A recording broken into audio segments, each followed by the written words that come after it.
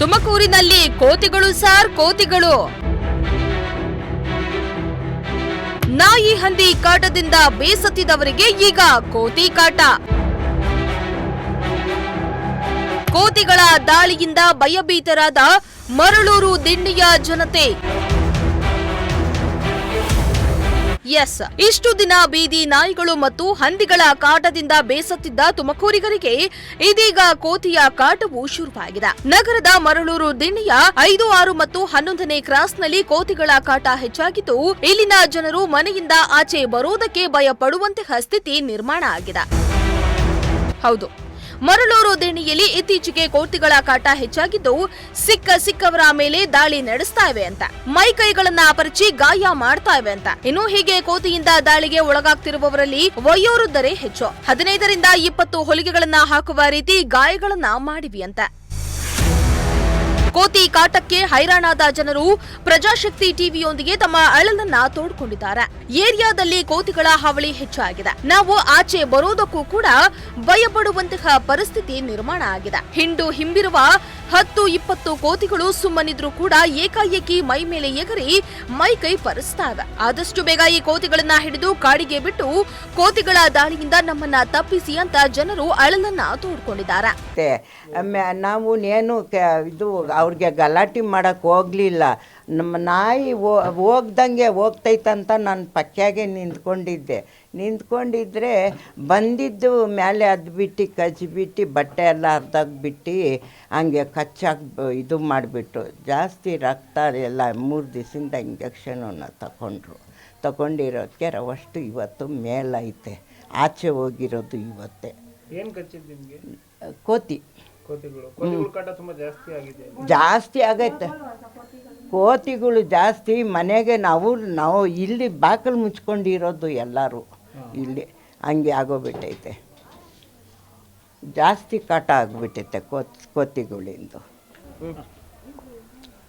ತುಮಕೂರು ನಗರದ ಮರಳೂರು ದಿಣ್ಣೆ 5 ಮತ್ತು 6 ಮತ್ತು 7 ಈ 3 ಕ್ರಾಸ್ಗಳ ಕೆಳಭಾಗದಲ್ಲಿ ವೃದ್ಧರ ಮೇಲೆ ಮತ್ತು ಮಕ್ಕಳ ಮೇಲೆ ಕೋತಿ ತಂಡ ಅಟ್ಯಾಕ್ ಆಗಿದೆ, ಅಂದರೆ ದಾಳಿ ಮಾಡಿ ಅವ್ರಿಗೆ ಗಂಭೀರವಾಗಿ ಗಾಯನಗೊಳಿಸಿರ್ತಕ್ಕಂಥದ್ದು ನಮಗೆ ಈಗ ಗೊತ್ತಾಗಿದೆ. ಬಂದು ನೋಡಿದಾಗ ಅವರು ತುಂಬ ಹಾಸ್ಪಿಟ್ಲಿಗೆಲ್ಲ ಹೋಗಿ ಒಂದೊಂದು ಕಡೆ ಅವ್ರಿಗೆ 12 ರಿಂದ 10 ಹೊಲಿಗೆಗಳನ್ನು ಸ್ಟಿಚ್ಗಳನ್ನ ಹಾಕಿದ್ದಾರೆ. ಎಲ್ಲ ವಯಸ್ಸಾಗಿರೋರ ಮೇಲೆ ಕೋತಿಗಳ ದಾಳಿಯಿಂದ ಅವರು ತುತ್ತಾಗಿದ್ದಾರೆ. ಮತ್ತು ಕೋತಿ ಹಾವಳಿ ಕೂಡ ಹೆಚ್ಚಾಗಿದೆ ಈ ಭಾಗದಲ್ಲಿ. ಇದಕ್ಕೆ ಸಂಬಂಧಪಟ್ಟಂಗೆ ನಾವು ಈಗಾಗಲೇ ನಾನು DOF ಅವ್ರಿಗೆ ಮತ್ತು DC ಅವ್ರಿಗೆ ಮತ್ತು ತುಮಕೂರು ಸಿಟಿ ಕಾರ್ಪೊರೇಷನ್ ಆದಂಥ ನಮ್ಮ ಮಾನ್ಯ ಅಶ್ವಿಜಾ ಮೇಡಮ್ ಅವ್ರಿಗೂ ಕೂಡ ನಾನು ವಾಟ್ಸಪ್ ಮುಖಾಂತರ ಈ ಫೋಟೋಗಳನ್ನ ಮತ್ತು ಇದನ್ನೆಲ್ಲ ಹಾಕಿ ರಿಕ್ವೆಸ್ಟ್ ಕೂಡ ಮಾಡಿದ್ದೆ. ನಾನು ಹೇಳೋದಿಷ್ಟೇ, ಇದನ್ನು ತುಂಬ ಗಂಭೀರವಾಗಿ ಏನು ಸರ್ಕಾರದ ಪ್ರಧಾನ ಕಾರ್ಯದರ್ಶಿಗಳಾದಂಥ ಪ್ರಶಾಂತ್ ಚಂದ್ರ ರೇ ಅವರು ಇದ್ರ ಬಗ್ಗೆ ತುಂಬ ಗಂಭೀರವಾಗಿ ಈ ಪ್ರಕರಣದ ಬಗ್ಗೆ ತುಂಬ ಗಂಭೀರವಾಗಿ ಅವ್ರು ತಗೊಂಡು ಈ ಒಂದು ಟಾಸ್ಕ್ ಫೋರ್ಸ್ ಥರ ಬೇರೆ ಇಲಾಖೆಗಳಲ್ಲಿ ಯಾವ ರೀತಿ ಅವ್ರದ್ದೇ ಆದಂತಹ ಆದ್ಯ ಕರ್ತವ್ಯ ಹೇಗಿದೆಯೋ ಅದೇ ಥರ ಅರಣ್ಯ ಇಲಾಖೆನೂ ಕೂಡ ಇದ್ರ ಬಗ್ಗೆ ಗಮನ ಹರಿಸಿ ಗಂಭೀರವಾಗಿ ತಗೊಂಡ್ರೆ ಇಂಥ ದಾಳಿಗಳನ್ನ ತಡಿಬೋದು. ಮತ್ತು ಏನು ಈ ವೃದ್ಧರ ಮೇಲೆ ಆಗಿರ್ತಕ್ಕಂಥ ದಾಳಿ ಏನಿದೆ ಇದಕ್ಕೆ ಸಂಬಂಧಪಟ್ಟಂಗೆ ಕೂಡಲೇ DFO ಅವರು ಮತ್ತು ಜಿಲ್ಲಾಡಳಿತ ಕೂಡಲೇ ಇವರ ಮನೆಗಳಿಗೆ ಭೇಟಿ ನೀಡಿ ಇವ್ರಿಗೆ ಆಗಿರ್ತಕ್ಕಂಥ ಆ ನೋವಿಗೆ ಅವರು ಸಾಂತ್ವನವನ್ನು ಹೇಳಬೇಕು. ಅದಕ್ಕೆ ಸೂಕ್ತವಾದಂತಹ ಪರಿಹಾರವನ್ನು ಕೊಡಬೇಕು ಅಂಥೇಳಿ ನಾನು ಪ್ರಜಾಶಕ್ತಿ ಸುದ್ದಿವಾಹಿನಿ ಮುಖಾಂತರ ನಾನು ಆಗ್ರಹವನ್ನು ಮಾಡ್ತೇನೆ. ಇನ್ನು ಕೋತಿಗಳ ದಾಳಿಯಿಂದ ಆಗಿರುವ ಗಾಯಗಳ ಫೋಟೋವನ್ನ ಸ್ಥಳೀಯರು ಅರಣ್ಯ ಇಲಾಖೆ ಅಧಿಕಾರಿಗಳಿಗೆ ಹಾಗೂ ಮಹಾನಗರ ಪಾಲಿಕೆ ಆಯುಕ್ತರಿಗೆ ಕಳಿಸಿದಾರಂತ. ಆದ್ರೂ ಅವರು ಸ್ಥಳಕ್ಕೆ ಬಂದು ದಾಳಿಗೆ ಒಳಗಾದವರಿಗೆ ಕನಿಷ್ಠ ಆರೋಗ್ಯ ವಿಚಾರಿಸುವ ಕೆಲಸವನ್ನ ಮಾಡಿಲ್ವಂತೆ. ಈ ಕೂಡಲೇ ಅಧಿಕಾರಿಗಳು ಎಚ್ಚೆತ್ತುಕೊಂಡು ಅರಣ್ಯ ಇಲಾಖೆಯವರು ಕೋತಿಗಳನ್ನ ಸೆರೆ ಹಿಡಿದು ಕಾಡಿಗೆ ಬಿಡಬೇಕಂತ ಆಗ್ರಹಿಸಿದ್ದಾರೆ. ನೀರು ತುಂಬಕ್ಕೆ ಹೋಗಿದ್ದೆ ಡ್ರಮ್ನಾಗೆ ಪಾತ್ರೆ ತೊಳಿಯಕ್ಕೆ.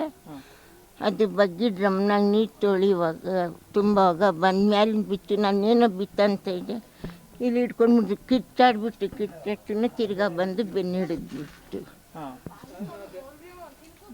ಕಚ್ಚಿದೆ. ಕಚ್ಚಿ ಇಲ್ಲಿ ಮುಟ್ಟವ ಕಚ್ಚಿಬಿಟ್ಟು. ಏನು ಕಚ್ಚಿದ್ದು ನಿಮಗೆ? ಕೋತಿಗಳು. ಕೋತಿ ಕಚ್ಚಿತ್ತು. ಕೋತಿಗಳು ಕಾಟ ತುಂಬ ಜಾಸ್ತಿ ಆಗಿದೆಯಾ ಇಲ್ಲಿ? ಜಾಸ್ತಿ ಆಗೈತೆ. ಅದಕ್ಕೆ ತಿರುಗಿ ಕಡೆ ಓಡಿಸ್ಕೊಂಡು ಮಕ್ಕಳಿಗೆಲ್ಲ ಬರ್ತಾಯಿತ್ತಂತೆ. ಹೌದು. ಓಡಾಡೋಕ್ಕಾಗ್ತಿಲ್ಲ.